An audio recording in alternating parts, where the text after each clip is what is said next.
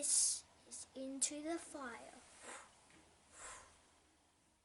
I'd like to welcome to Into the Fire the Sydney Swan swingman, the man with the best hands, Sam Reid. Thanks so much for meeting me today, Sam. Thanks for having me, Liam. I appreciate it, mate. First things first, congratulations on the birth of your first son and future father-son, Saxon. He's very cute. Thank you very much. I think he is too. Yeah, he is. Alright, so let's start with Sam Reid, the youngster. You grew up in Bright, 4 hours from Melbourne. Were you the golden child? The golden child. I'd probably like to think I was the golden child. But yeah, living at Bright was a little bit different to what Sydney is. There's, I think, 5,000 people, if that's pushing it, the population of Bright. So a little bit different when I moved up to Sydney, and there's a few million people to contend with. But I've loved it. Yeah. It would be good. Your grandfather played for Footscray, and your father played for Footscray and Collingwood. Your uncle played for Melbourne, Bulldogs and Swans, and your brother Ben played for Collingwood. Sign Saxon up now. It's gonna happen. If clubs are smart, they'll just sign him now. Feel any pressure to make it at the top level? For Saxon, no, I don't think I'll put that pressure on him. You're right, footy does run in our family a bit.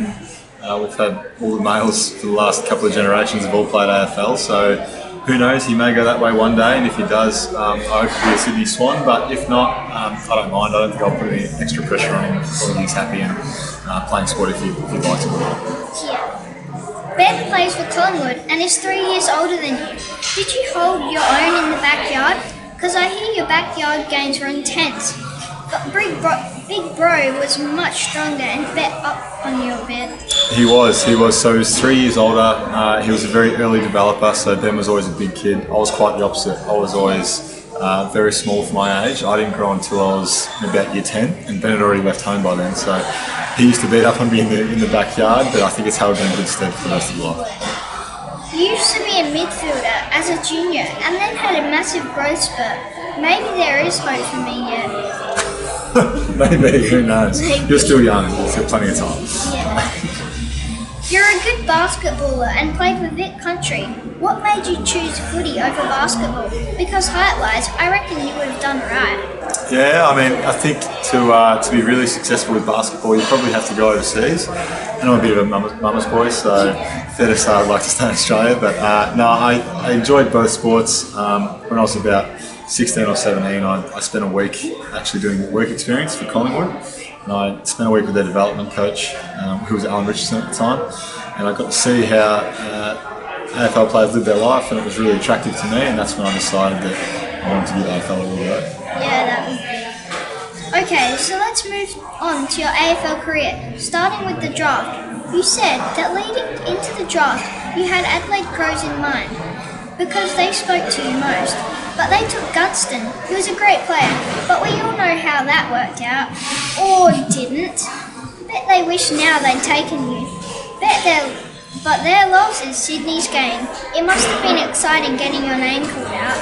It was, and I wasn't exactly sure where I was going to go. I did speak to Adelaide a bit. I spoke to a few clubs a bit. Sydney I hardly spoke to be honest. I only had one meeting with them.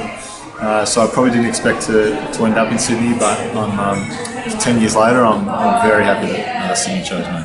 Yeah, I would be too. Moving forward to your first game, round 22, 2010 versus Brisbane. You had 13 disposals, 8 marks and a goal, and most importantly, a good win. Great game to start your career. What was it like running out for that first game? It was pretty special. I think I was emergency. I found out the day before. Dan Hannabury pulled out, so he was a late out and I was a late in. So it was a bit of a mad rush to call Mum and Dad and make sure they could get up to Brisbane. But Mum is a travel agent, so she had no trouble getting on a flight. But it was a very, very special day and one that I'll never forget. Yeah. It honestly seems like you have been around forever.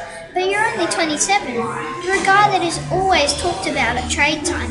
Do you get sick of that media rubbish? I've been around longer than you've been alive, I think, so it is forever for you.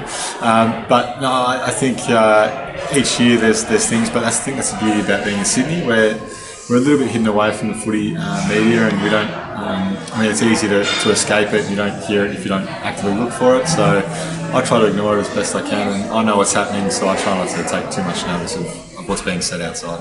Yeah. You're a superstar player, but unfortunately have had injury-plagued career, which we all hope is now behind you. Can you name the injuries you've had? I can. I've had Achilles issues on both sides. I've had soleus issues, which is your bottom of your calf, on both sides. I've done a decent hamstring. I've done a quad twice, more than twice, probably 4 or 5 times. I've hurt my shoulder in my first year, and a couple of fingers and things like that, which aren't too serious, but too many to count, which That's is a lot unfortunate. of injuries. Yeah, it is. You said you listen to your body much better now because you're older. Is it like my dad because it creaks more and is easier to hear? Yeah, I think you can hear when I get out of bed a few creaks and cracks, but no, I think over the years I've learned what my body needs to. I'm still learning what my body needs to get the best out of it, and hopefully going forward, you're right, my injuries will be done with. Hopefully. I have a good theory for you. You had injuries on one side of your body in 2016, and last year it was the other side. The great part is you only have 2 sides, so you're good to go now. That's All right. up from here. That's right, and I've done front and back with quad and hamstring, so it's all done now. Yeah, all done. Sam, they say you're one of the sweetest movers in the game. I hear that also relates to the dance floor. Any truth to that rumor? No, I'm afraid I can't confirm that I'm very sweet on the dance floor. I'm not very Me either. They say you have beautiful soft hands. Do you use moisturiser or is it the soap? I don't use moisturiser, but I pride myself on my cleanliness, so I think I use enough soap. Yeah. On a side note, Sam, that non-paid mark against the GWS, I'm no umpire, but that was either a mark or a free kick every day of the week. Unlucky there, Sam. Don't reply, just nod. Just a couple of quick questions on your team, if that's okay. What is the go with the moustaches in your team? Your backline looks like a 1960s Woodstock festival. That's a good question. I'm not too sure. I don't spend too much time back there, but if I do, I might need to start growing my facial hair out a bit because it's a bit lacking in that department. Yeah, you might need to. Buddy Franklin, what a player. I love watching him so much. Are you jealous that the moment his contract expires, he can collect the pension? That is true. No, I think you enjoy watching him, and so do I. So I think I'm the best seat in the house sometimes, as do all of my teammates. Yeah. Any truth that Nick Blakey's arms are so long he can itch his feet without bending over? I think he grazes his knuckles while he walks. Sometimes he has to sort of lift them up, otherwise he gets sore fingers. Yeah, me too. Okay, so Dane Rampy is certainly an interesting character, isn't he? Is it true that the AFL has got him to install all the new goalpost technology because he doesn't need a ladder? Yes, he's shown that he's an effective climber, so he can get right up there and down safely, which is good. Yeah, that's pretty good. Well, Sam, there's only one thing left to tell you, and it's the most important. You're a goal kicker, and I love goal kickers. So picture this. The ball is kicked into the 50. Saturday night, you rise above the pad and the ball sticks in those beautiful hands. Go back, slot in, and then turn to the power cheer squad and give them the into the fire. Goes like this. Now you try. Right, do you want to try it together? Yep. Good Love job. it. Then I'll whip out one of my new caps. Well, thank you, Sam, for going into the fire with me today. You've been a lot of fun. Good luck for the rest of the season. Thanks, Lynn. Thank you. Thank you.